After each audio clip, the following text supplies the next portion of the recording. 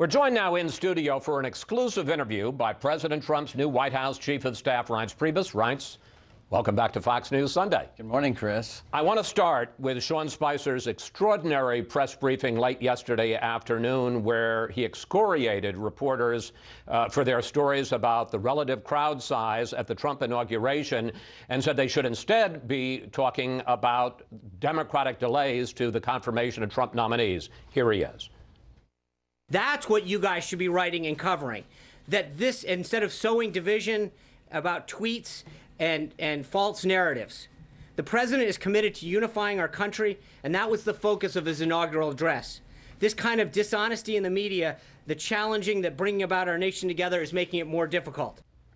Then Spicer walked out without taking a single question from reporters. Reince, President Trump said in his inaugural address that every decision he makes will be to benefit American families. How does arguing about crowd size do that? Because it's really not about crowd size. What it's about is honesty in the media. What it's about is from day one after winning this election and President Trump talking about bringing America together, having a unified American public around unified ideas, not Republican or Democrat. He's ready to get to work. However, the media from day one has been talking about delegitimizing the election, talking about the Russians, talking about everything you can imagine except the fact that we need to move this country forward.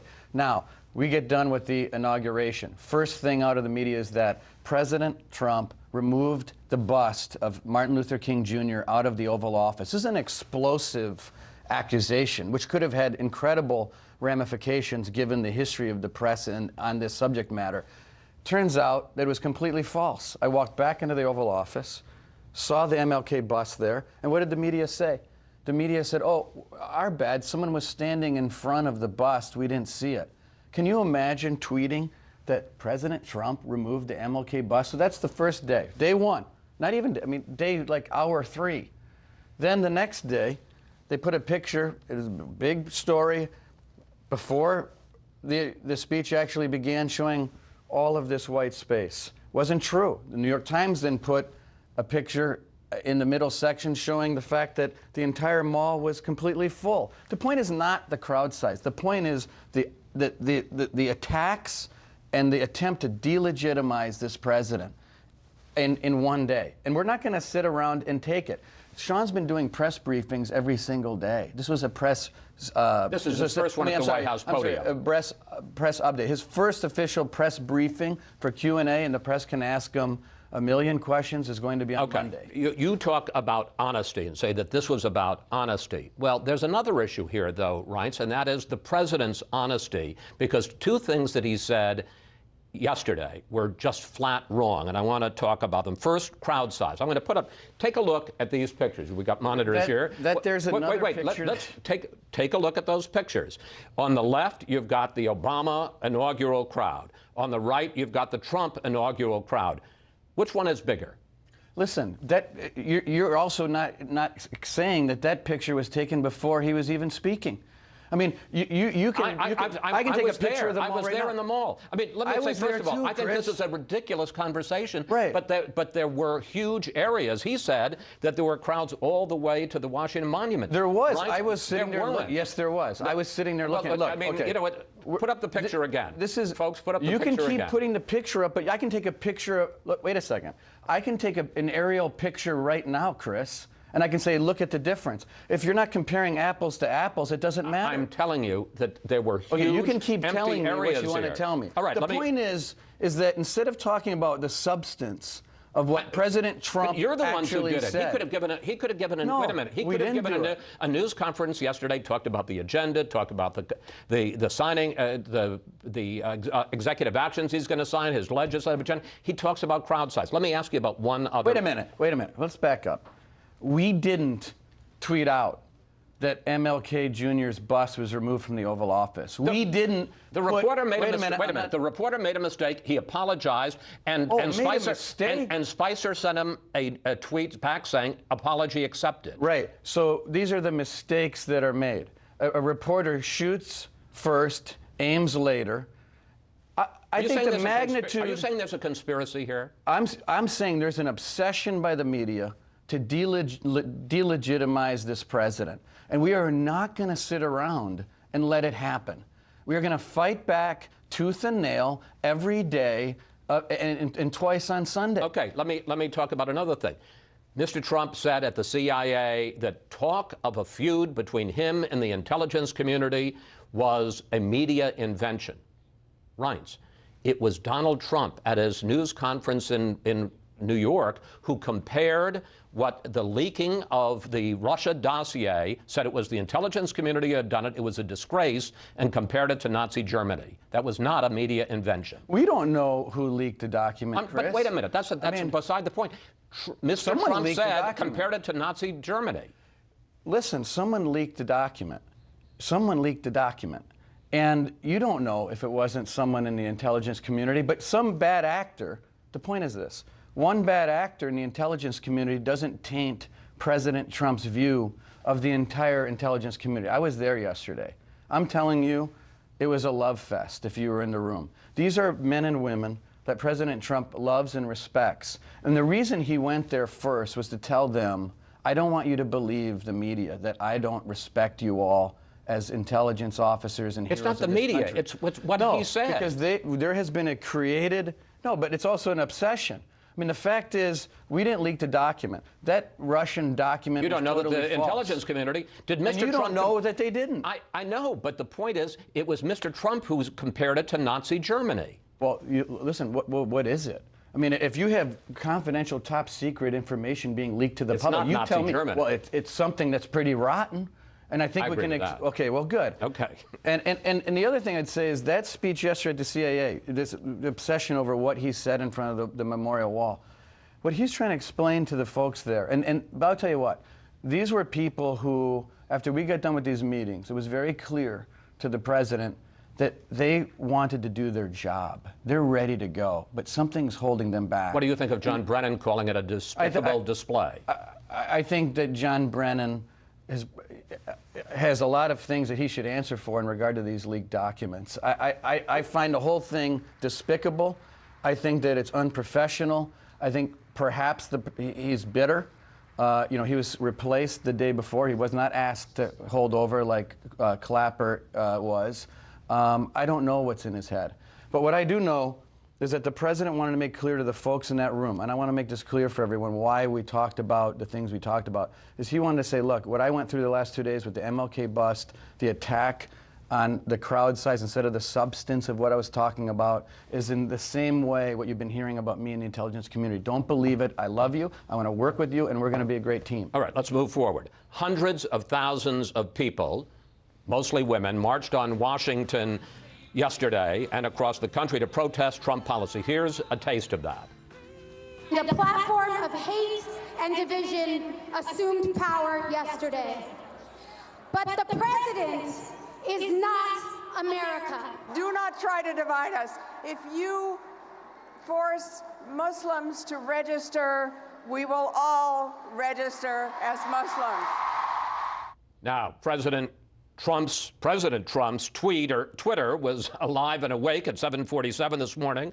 He wrote this: watched protests yesterday, but was under impression that we just had an election. Why didn't these people vote? Celebs hurt cause badly.